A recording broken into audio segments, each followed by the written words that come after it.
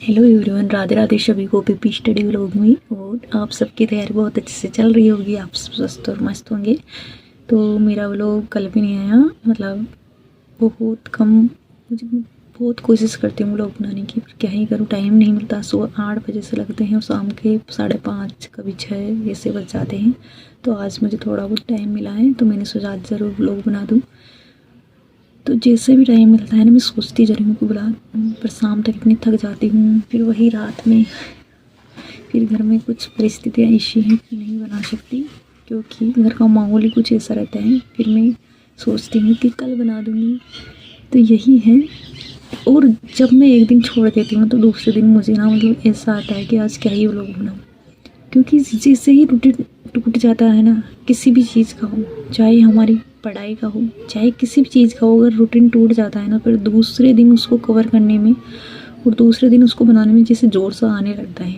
ये सभी के साथ होता है, क्योंकि पर डे जैसी हमारी आदतें होती है, अगर हम उनको वैसे ही मतलब अच्छे से कवर करते जाते हैं ना, तो हमारा क्या रूटीन सा बन जाता है। उसमें हमें बिल्कुल भी आलस नहीं आता, उसको करने में भी जोर नहीं आता। लेकिन अगर एक दिन 2 दिन का गैप हो जाता है तो फिर उसको वापस रीस्टार्ट करने में बहुत ज़्यादा टाइम, मतलब मन को बहलाना पड़ता है फिर।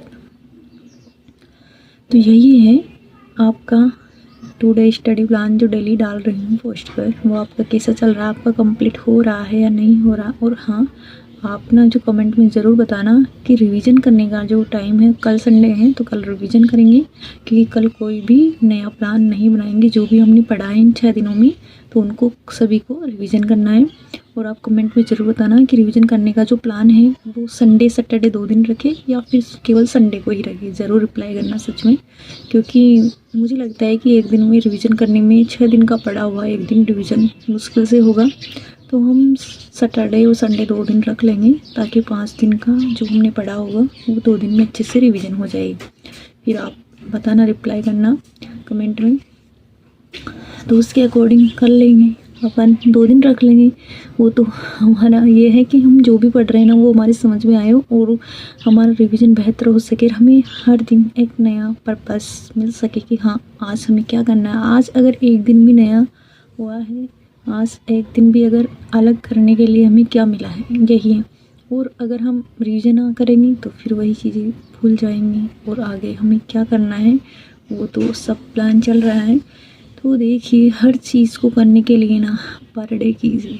अगर एक दिन 2 दिन किसी कारणवश हो जाता है, वो सबके साथ होता है, पारिवारिक जिम्मेदारी या फिर घर की सिचुएशन, घर के हालात, या फिर खुद की स्थिति, या फिर खुद का स्वास्थ्य, कोई सा भी रीज़न हो सकता है, क्योंकि सबके साथ होता है। और ज़्यादातर जो घर में रहकर पढ़ाई करते हैं उनके साथ बहुत ज़्यादा होता है ये। तो देखिए, आप उसको मतलब कि एक दिन में नहीं होता, तो आप उसको दूसरे दिन कंप्लीट करने का प्रयास कीजिए। और जो रिवीजन का जो टाइम मिलेगा, संडे सैटरडे देख लेंगे, तो उसके दिन आपको उसको कंप्लीट करना है। वो साथ ही चलते रहना है, यानी कि अगर हम साथ साथ चलेंगे तो साथ साथ हमारी जो मंजिल है, हमारी वो गोल है, वो हमें साथ साथ मिल जाएगी।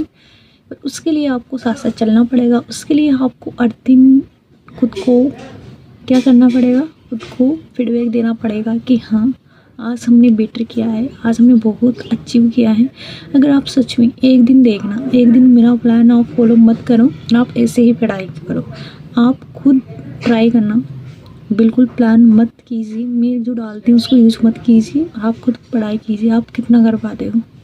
मैं बोल रही हूँ नहीं हो पाएगा, आप ज़्यादा से ज़्यादा 1 या 2 टॉपिक कर पाएंगे। ज़्यादातर फ़ोन में रील्स देखने में, बातें करने में कैसा भी टाइम कंज्यूम होकर चला जाएगा। पर जैसे ही हम टुडे स्टडी प्लान बना लेते हैं, मैं ये नहीं कहती कि आप मेरा प्लान ही फॉलो कीजिए। अगर आप अपने अकॉर्डिंग बना सकते हो तो बहुत बेटर है, बहुत बेस्ट है। आप अपने हिसाब से भी प्लान बनाकर, पर पढ़िए ज़रूर, प्लान के साथ पढ़िए, क्योंकि जो रणनीति है, जो युद्ध है, वो रणनीति से जीता जा सकता है।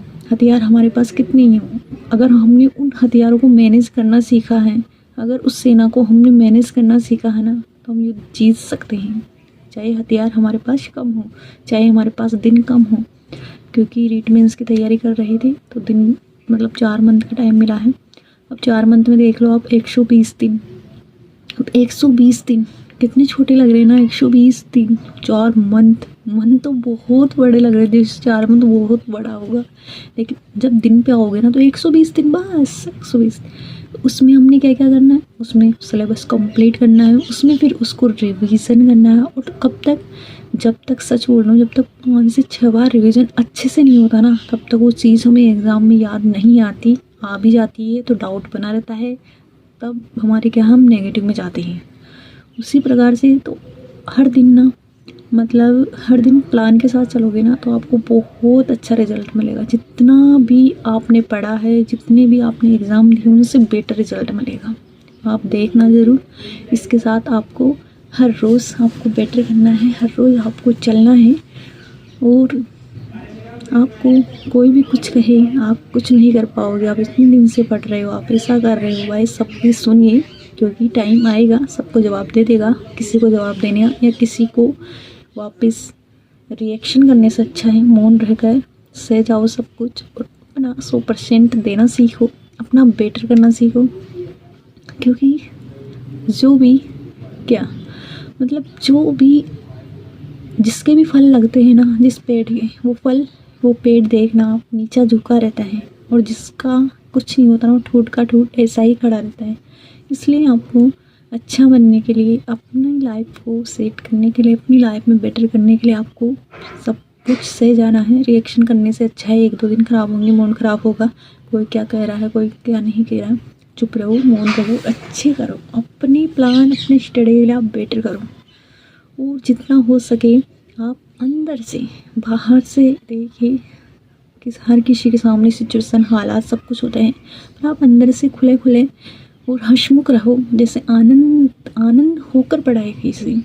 ऐसे नहीं कि बोझ मान रहे हो, गिरे जा रहे हो, टेंशन में हो, तनाव में हो, करे जा रहे हो, किसी जैसे कोई आफत आ पड़ी है, जैसे कोई संकट आ पड़ा, वैसे पढ़ाई मत कीजिए। अगर आप कर भी रहे हो ना, तो आप 10 दिन 20 दिन करोगे, फिर इग्नोर कर दोगे, फिर आप ना, मतलब उस पढ़ाई में वो जब चीज़ में आनंद नहीं आता ना, तो वो चीज़ें करने में वो ना एकदम जैसे लाइफ को काटना हो जाता है। तो ये है, हर चीज़ हर एक दिन में मिला है तो भगवान का दिया हुआ बहुत कुछ अच्छा मिला है, उसको जियो, आनंद के साथ अपना अच्छा कीजिए, बेस्ट कीजिए। जो भी मिलेगा, रिजल्ट मिलेगा या परिणाम मिलेगा, जो भी मिलेगा वो सब हमारा एफर्ट होगा, उतना हमें सब कुछ अच्छा ही मिलेगा। इसलिए चलते रहो, बेटर कीजिए। और किसी ने कमेंट में पूछा था कि आप मतलब PRP जो अशोक सर की बुक है उसको आप कैसे कंप्लीट करते हो। तो देखिए, जैसे मैंने कोई भी टॉपिक लेती हूँ, जैसे मैंने जालोर के 7 साल जालोर वाला टॉपिक लिया या कोई सा भी टॉपिक लूँ, तो उसको मैंने पढ़ लिया। पढ़ने के बाद फिर मैं PYQ पे गई, तो उसको मैंने PYQ करते करते हुए उनको जो भी मुझे नया फैक्ट लगा, जो भी मुझे इम्पोर्टेंट लगा, तो मैंने उसको हाईलाइट किया या फिर पेन से कुछ भी वहाँ पर लाइन वगैरह खींची। तो उस प्रकार से आप कर सकते हो। और जब भी हम PYQ लगाते हैं तो वेरी इंपॉर्टेंट क्वेश्चन नज़र आते हैं कि हाँ, इस फैक्ट में नया देखने को मिला है, और अगर हमने थ्योरी में नहीं पढ़ी है तो उन चीज़ों को इम्पोर्टेंट लगा लेते हैं, तो बाद में जल्दी जल्दी हो पाता है। तो ऐसे ही करना पड़ता है। और जो है मेरी प्यारी सिस्टर है वो लक्ष्मी रनकावत, तो वो हर बार मतलब हर पोस्ट पर, हर वीडियो में बहुत सारे ब्लेसिंग देती है मुझे, बहुत अच्छी है। के लिए मैं कहना चाहूँगी, उसने पूछा ना कि आप जैसे राष्ट्रपति बहुत बड़ा टॉपिक है, आप संसद, प्रधानमंत्री, मतलब ऐसा कुछ कहना था उनका भी, मतलब राष्ट्रपति जैसे बड़ा टॉपिक है तो आप उसको कैसे मैनेज करते हो, कैसे तैयार करते हो।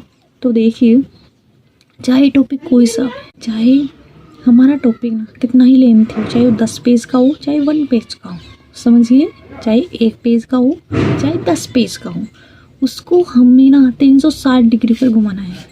क्वेश्चन हमें क्या कह रहा है, कोई भी टॉपिक है वो हमसे किसके लिए, जो हमारा सिलेबस में लगा क्यों लगा है, उसका रीज़न क्या है, उसका पर्पज़ क्या है। मतलब राष्ट्रपति हैं तो उसकी क्या क्या आ जाएगी, उसकी योग्यता है, उसके सारे जो इम्पोर्टेंट जो अनुच्छेद होते हैं उनको याद कीजिए, है ना। और उसकी शक्तियाँ क्या क्या हैं, वो जो उसका चुनाव है, उसका चुनाव में कौन कौन भाग ले रहे हैं, कौन कौन नहीं ले रहे हैं, उस पर महाअभियोग कितने दिनों में, मतलब कौन लगा रहे हैं, कैसा हो रहा है, हर चीज़ को पढ़ना पड़ेगा भाई, 360 डिग्री पर चलना पड़ेगा।